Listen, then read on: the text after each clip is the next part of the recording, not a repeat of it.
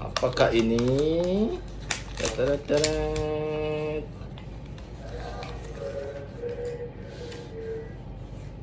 Oh. Nah, kalau cek ini lemak Den. Nah, ini apa? Kuahnya tidak pelit. Oh, ini kelihatan ini belum dimakan sudah sedap. Tidak pelit di bumbu. Bismillahirrahmanirrahim. Kayak rasanya. Gado-gado nih dari bumbu dulu lah. Kalau tidak pelit, bumbu mantap. Harinya saat bertemu dengan klien di sebuah gedung, dilalah perusahaan CRS baru buka cabang di gedung itu. Dan Liki yang pernah tarik pun akhirnya naik ke lantai perusahaan tersebut. Di sana Liki bertemu dengan Zik selaku wakil presiden teknologi dan analisis data.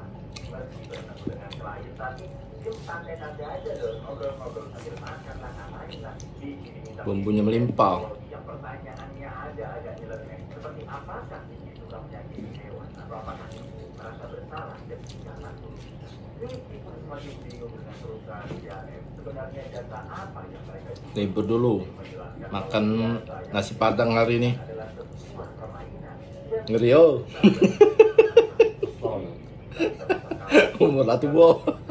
Jadi permainan itu kapan saja dan harus menjalani beberapa tes seperti tes psikologi, penglihatan, pendengaran, fisik, refleks, macam-macam loh. Dan itu semua ternyata memakan waktu berjam-jam lamanya hingga membuat Liki kesal karena terlalu lama. Apalagi dia harus bekerja.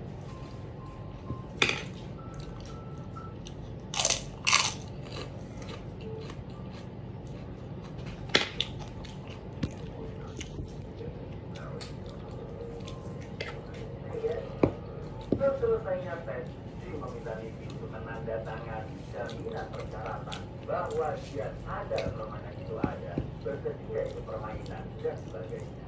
Karena sudah muak dengan perusahaan aneh itu, Liki pun langsung tanda tangan dan pergi dari sana. Setelah itu Liki lanjut main tenis sendirian sambil telepon ngurus pekerjaan. Lalu ketika berada di ruang ganti, Liki sempat mendengar dua bapak-bapak ngomongin tentang CRS, jika permainan yang diberikan sangatlah menarik. Liki yang kembali penasaran pun akhirnya join ngobrol-ngobrol bersama mereka di warkop dan menanyakan tentang apa sebenarnya permainan dari CRS. Akan tetapi mereka tidak bisa memberitahukannya karena itu rahasia perusahaan. Namun yang pasti kedua bapak-bapak ini ingin mengulangi permainannya lagi. Salah satu dari mereka mengabarkan jika permainan dari CRS seperti salah satu ayat yang mengatakan bahwa suatu ketika kita namun sekarang aku tidak sendiri.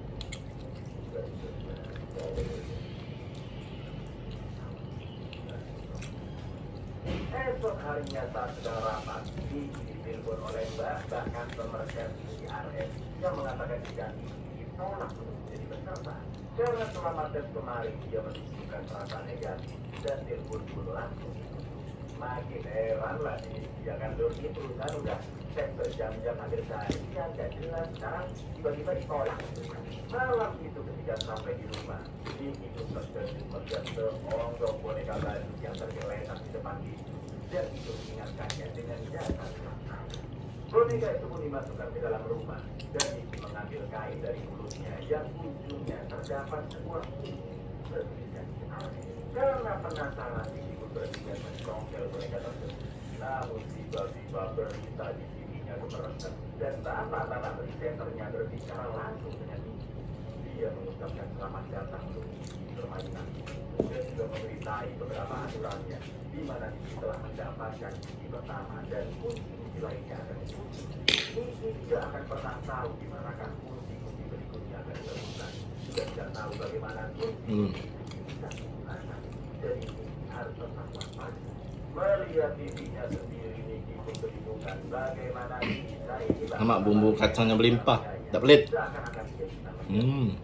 Sampai akhirnya Liki diberitahu tentang kamera yang mencintainya, yaitu dari dalam dan boneka. Dan Liki pun langsung melepas kudanya. Namun ternyata itu tidak mempengaruhi apa-apa. Bapak presenter tetap bisa berbicara dengannya. Entah kamera ada di mana lagi. Setelah itu bapak-bapak presenter memberitahu nomor customer service yang bisa dihubungi untuk keadaan darurat saja.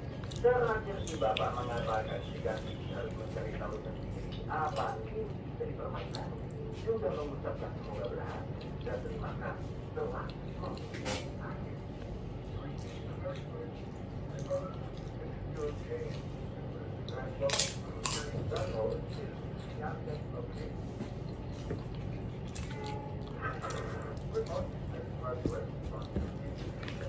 Keesokan harinya Vicky pun menemui Anson, kepala bidang penerbitan yang masih berada di bawah perusahaan induknya yang memang sudah lama bermasalah. Meski Anson adalah kolega ayahnya dan juga rekan kerja sejak lama, namun karena pekerjaannya semakin buruk dan membuat perusahaan semakin rugi, pada akhirnya Vicky akan memecat Anson. Akan tetapi koper berisi surat pemecatan Anson tersebut. Vicky mencoba membukanya dengan kunci pertama dari CRM, namun tetap tidak bisa. Dan dengan terpaksanya pemecatan Anson harus dibunuh.